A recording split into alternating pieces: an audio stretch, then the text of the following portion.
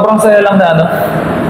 Sobrang saya sa sobrang fulfilling na magkaroon ng ganitong laro ulit. Yung magkaroon ng opportunity na, yun nga, Creamline pa yung makatapat namin and maka-perform sa ganitong stage ulit ng laro. Yun nga, yung mga nakaraan namin laging kinakapos. But yun nga, this time, nagtugma-tugma rin siguro talaga lahat. So, happy kami na nakuha namin and yun nga, last game na lang, isa na lang, ang tiyagaan na lang ulit. Thank you so much, and for Kat. 16 excellent picks and 23 excellent receptions in this game. Nung na-secure niya na yung win, it's really emotional na rin talaga dahil sa panalo. So can you just talk about the emotions that you were feeling after that game against Creamline? Yun nga, sabi nga ni Coach na dahil nga Creamline din talaga yung katapat namin. Talagang yung tutok sa trabaho talaga ng bawat isa. Hindi lang players pati coaches talaga na actually, mga coaches nga namin parang nagiging player na din kasi talagang yung per position talaga ng tao ng Creamline talagang inaral talaga namin. Kasi nga, given na yung gusto namin manalo, gusto din ng kalaban manalo So, ang inaano kasi talaga ng mga coaches sa amin yung emotions namin na hindi tataas, hindi masyadong babagsak. Kaya yun, so, si coach talaga yun. Saya. Coach, can you talk about yung pinakita ni Sabi sa 8 points yung in-score na parang Yun nga siguro in a way nakatulong yung tingin ko lang yung naging rest niya nung 4th set. Pagbalik na kasi nung 5th set, na-relax siya ulit medyo stiff lang siya talaga nung simula. Pero yun nga, babalik at babalik pa rin dun sa yung mga opportunities namin before na kinukulang. So yun din naging motivation talaga namin na talaga i-push tong game na to. Ay, sumpa coach. Yung sumpa ng semis. Yun nga po coach, binagin nyo kanina yung mga almost nga ng PLDT last year yung semis mo. So kahit ang daming times na muntigan na kayo makapag-finals, ano lang yung pinakawakan nyo or ano meron sa team na to na kahit maraming muntigan, eventually makukuha nyo yung siguro yung mindset lang na na talagang dadaanan namin So siguro yung purpose lang talaga niya is patibayan kami. Saka ayun nga, kahit may mga ganong nangyayari before, naging motivation na lang talaga yung mindset ng mga players na iraos itong conference. And ilang 3 years kayo sa PLDT, dami ka rin pinagdaanan, high sa notes with the team. Gano'n lang siguro katamis lalo na sabi mo nga sa hirap ng laban na to against Creamline, lahat ng mga pinagdaanan nyo ngayon nasa finals. Siguro nga, yun talaga yung tumibay sa amin yung mga experience na gano'n na almost. Yun kasi dun nagmamatured. Tsaka yun nga, inaako naman kasi ng mga bawat tao yung pagkukulang namin, individually tsaka as a team. So, every training talagang, kami, parang one game at a time talaga kami. Hindi namin agad nilulook forward kung ano yung magiging result ng bawat isa. Yung sa team, talagang, ang aim talaga namin yung mas mag-improve, ano pa bang kulang namin ng mga past experience namin na almost nga. So, yun talaga yung naging motivation namin para, yung kung ano man yung naging result ngayon, yun talaga yung parang hugot ng team Coach, holding up against Creamline, and is there a difference with someone else? Confidence, hindi masyado. Siguro basis lang talaga namin yung mapafeel lang talaga sa kanila na kaya. Pero strategy-wise, saka tao-wise, yung mga nakuha namin games kay Creamline before, iba-ibang tao at iba-ibang ikot din yung nangyari. So, iba rin yung ngayon. Sadyang yun lang talaga, mas nangibabaw ito na yung huling challenge kumbaga para makapag-finals. So, yun na yung mas naging motivation na. Coach, I know na galing sa finals football, pero gaano pala rin siya sa balanse ng competition sa Liga kasi first time na sa hindi galing Petrobras o hindi galing Creamline o Joko yung nagalaman sa finals. Parang gaano to katanda para sa Liga? Maganda sa atin.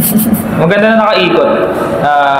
ganoon naman talaga. Kung ganoon kasi dinanas din naman namin yung kami rin naman yung may kulang. Sadyang this conference na talaga nakompleto, nakahabol si Sab, naka-perform ulit sila Kiana.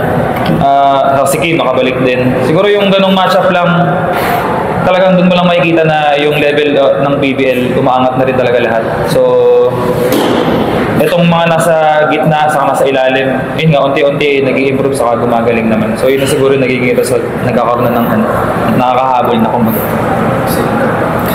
Yun nga po, yung sa amin kasi talagang sobrang thankful kami kasi nga, yun nga, naging kompleto kami. So kahit nga sa training talagang, pag kompleto kami, ito na, kompleto na tayo, sobrang saya talaga namin. Kasi syempre, isa sa hindrance talaga ng team namin is yung injury eh. So malaking bagay siya sa amin na yung sabi nga ng mga coaches sa amin before nag-start yung game na to, maganda kondisyon ng katawan namin, yung parang yung alaga sa katawan, tsaka yung disiplina talaga ng bawat isa na alagaan yung katawan na iwasan muna yung ganito, talagang sacrifice talaga yung nangyari.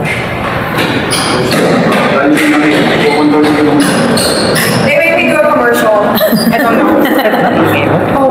Yeah, yung pag-control natin ng emotion kasi medyo bago nga sa team nyo itong para lang maging focus pa kasi baka mamaya sobrang kayo na kayo medyo yun naman yung lesson talaga kahit going to this conference ka lang. Kumbaga, ito na yung lessons na kailangan na manutunan from the past conferences na minsan yun yung nagpapalaglag sa amin saka nagpapahirap.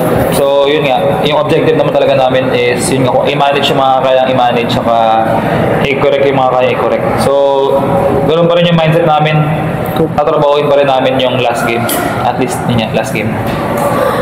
We also have our best player in the game here, Saki, with 34 points, 9 gigs, and 9 excellent receptions. Saki in the fifth set, you scored 8 points for PLDT in that set alone. So I guess now that you guys secured the win and are moving on to the finals, how are you feeling with everything that's happened? It's surreal. You know, I can't wrap my head around it yet, maybe in an hour or two, but I'm sure tomorrow when we start talking about it, it'll kind of hit, but I'm just proud of everybody. I'm proud to be a part of it all. I'm super proud of our community, the people that support us, that love us, you know, so it's just great. It's a good feeling. Maybe take us through your fifth set performance, you scored a game in that set. I think I had to make up for a little bit. I wasn't doing so I wasn't doing so hot for first 3 or 4. You know, but pressure's a privilege. I tend to perform better when there's a lot of pressure. So like that's just my job. I want to be in that role. So I'm just glad it transpired the way it did, and I'm glad it was in the fifth set.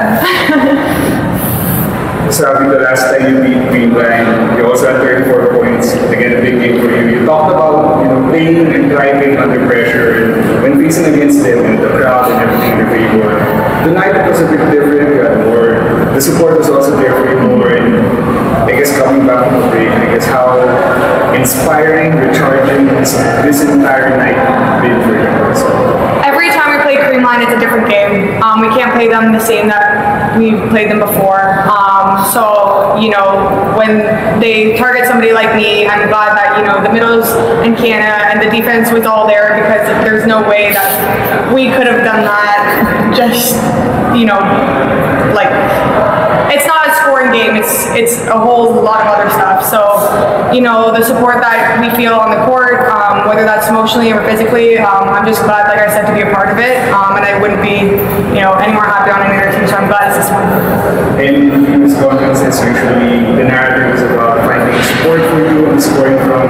How does it feel now that, I guess, with the work on the team, you have the support you need, everyone's working, and together you delivered a finals clinching effort? I think I've always felt supported. It's not so much, what other people do in the game. It's just another look on the other side of the court, or in the middle, or coming from different angles. So it's not so much like I didn't feel like anybody was supporting me, but now there's people firing from all cylinders across the net, and that's really hard to defend. So it makes my job a little easier because it opens up some space for me, right? At the same time, I open up some space for them, so it's a give and take, and I'm just glad that we got complement each other. Coach, a lot of people will pinpoint yung mga ganito pa na Benasabi or kaya sa Leonardo Diana. Magkano kalaking bagay na yung bike na Leonardo Diana kasi kumbaga may contour natin sa medyo naging full last time. Sige, Morris. Sige. Laki na. Halos sa kanya talaga naka-credit yung pag-run talaga ng offense namin. Yun nga yung binabanggit before na kasi kahit naglaro siya nung previous conferences parang nasa 40% lang siya dahil sa iniinda niyang tuhod and all. Pero yun nga, siya rin naman may ganong mindset na basta healthy siya, makaka-perform talaga siya, saka ibabawi talaga niya yung mga na-miss na before.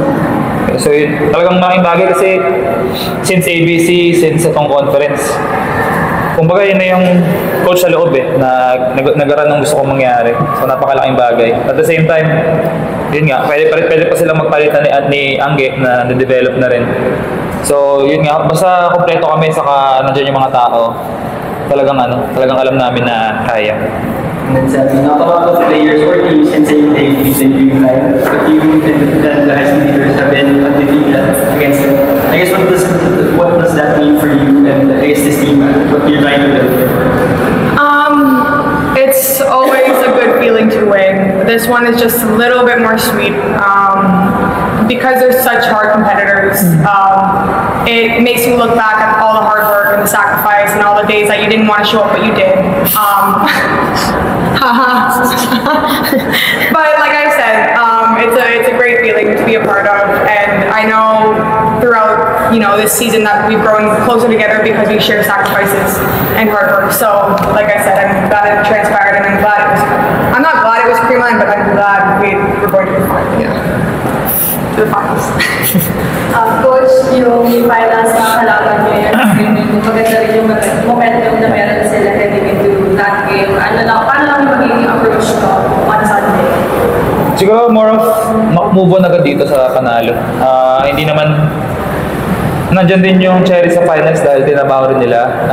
Maayos din yung tao nila, nakabalik na rin sila Aimee.